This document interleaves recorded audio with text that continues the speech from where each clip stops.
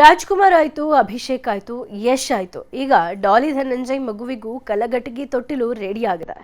ಡಾಲಿ ಧನಂಜಯ್ ಮಗನ ನಾಮಕರಣಕ್ಕೆ ಕಲಘಟಗಿ ತೊಟ್ಟಿಲು ಬೆಂಗಳೂರಿಗೆ ಬರ್ತಾ ಇದೆ.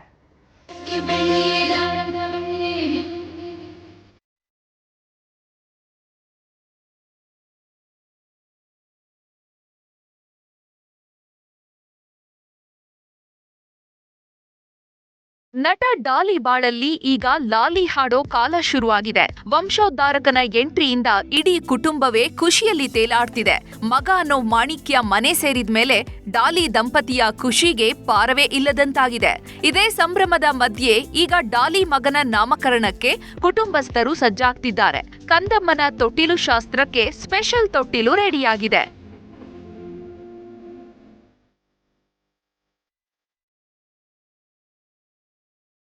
ಧಾರವಾಡ ಜಿಲ್ಲೆಯ ಕಲಘಟಗಿಯ ತೊಟ್ಟಿಲು ಅಂದ್ರೆ ಸಿಕ್ಕಾಪಟ್ಟೆ ಫೇಮಸ್.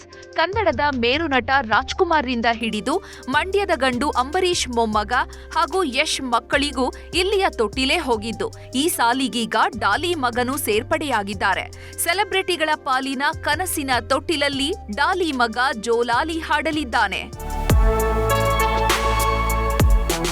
ಇಲ್ಲಿ ತಯಾರಾಗೋ ತೊಟ್ಟಿಲುಗಳಿಗೆ ನೂರಾರು ವರ್ಷಗಳ ಇತಿಹಾಸ ಇದೆ. ಒಂದಿಡೀ ಕುಟುಂಬ ಇದೇ ಕುಲಕಸುಬಲ್ಲೇ ಜೀವನ ಕಟ್ಕೊಂಡಿದೆ. ಇವರ ಬಳಿ ತಮ್ಮ ಮಗನಿಗೊಂದು ತೊಟ್ಟಿಲು ಮಾಡಿಕೊಡುವಂತೆ ನಟ ಡಾಲಿ ಕೂಡ ಆರ್ಡರ್ ಕೊಟ್ಟಿದ್ದಾರಂತೆ. ಹೀಗಾಗಿ ತೊಟ್ಟಿಲು ತಯಾರು ಮಾಡಿದ್ದು 1 ತಿಂಗಳಿಗೂ ಹೆಚ್ಚು ಕಾಲ ಶ್ರಮ ಹಾಕಿದ್ದಾರೆ. ಸ್ಪೆಷಲ್ ತೊಟ್ಟಲಿಗೆ ಸಾಗುವಾನಿ, ಅರಗು, ಜೇಡಿ ಮಣ್ಣು, ಹುಣಸೆ ಬೀಜದ ಸೆರಿ ಜೊತೆಗೆ ಪ್ರಕೃತಿದತ್ತ ಬಣ್ಣಗಳನ್ನ ಬಳಸಲಾಗುತ್ತೆ. ವಿಶೇಷ ಅಂದ್ರೆ ಅವರವರ ಧರ್ಮಕ್ಕನುಗುಣವಾಗಿ ಡಿಸೈನ್ ಮಾಡಿಕೊಡ್ತಾರೆ. ಇವರು ಮಾಡುವಂತಹ ತೊಟ್ಟಿಲಲ್ಲಿ ಕೃಷ್ಣನ ಅವತಾರ, ದಶಾವತಾರದ ಚಿತ್ರಕಲೆಗಳಿವೆ. ತೊಟ್ಟಿಲಿನ ಸುತ್ತ ದೇವಾನುದೇವತೆಗಳ ಚಿತ್ರಗಳಿದ್ದು ದೇವರ ಮಡಿಲಲ್ಲಿ ಮಗು ತೊಟ್ಟಿಲು ತೂಗುವಂತಹ ಪರಿಕಲ್ಪನೆ ರೆಡಿ ಮಾಡಿದ್ದಾರೆ. ಕಲಾವಿದ ಶ್ರೀಧರ್ ಸಾಹುಕಾರ ಅನ್ನೋರು ತೊಟ್ಟಿಲು ರೆಡಿ ಮಾಡಿದ್ದಾರೆ. ಈ ತೊಟ್ಟಿಲಿನ ವಿಶೇಷತೆ ಏನಂತಂದರೆ ಇದು ಸಾಗವಾನಿ ಕಟ್ಟಿಗೆ ಹಾಗೂ ವಿವಿಧ ಬಣ್ಣಗಳಿಂದ ರೆಡಿಯಾಗುವುದರಿಂದ ಈ ತೊಟ್ಟಿಲಿಗೆ ಅದರದೇ ಆದ ವಿಶೇಷತೆ ಇದೆ. ಇದರ ಮೇಲೆ ರಾಮಾಯಣದ, ಮಹಾಭಾರತದ ಹಾಗೂ ಆಯಾ ಧರ್ಮಕ್ಕೆ ಸಂಬಂಧಪಟ್ಟಂತಹ ಚಿತ್ರಗಳನ್ನು ಈ ತೊಟ್ಟಿಲಿನ ಮೇಲೆ ಚಿತ್ರಿಸಿರ್ತೇವೆ.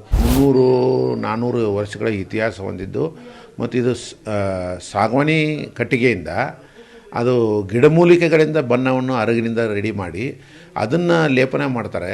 ಅಂತಾರೆ ಇದು ತೊಟ್ಲು ವಿಶೇಷ ಅಂತಂದರೆ ಇದು ಮಹಾಭಾರತ, ರಾಮಾಯಣ, ಕೃಷ್ಣನ ಬಾಲ್ಯ ಲೀಲೆಗಳು ಇವನ್ನೆಲ್ಲ ಚಿತ್ರನ ಅದರಲ್ಲಿ ಕೊಟ್ಟಿರ್ತಾರೆ. ಕಲಘಟಗಿ ತೊಟ್ಟಿಲಲ್ಲಿ ಆಡಿ ಬೆಳೆದ ಮಕ್ಕಳಿಗೆ ಉಜ್ವಲ ಭವಿಷ್ಯವಿರುತ್ತೆ ಅನ್ನೋದು ನಂಬಿಕೆ.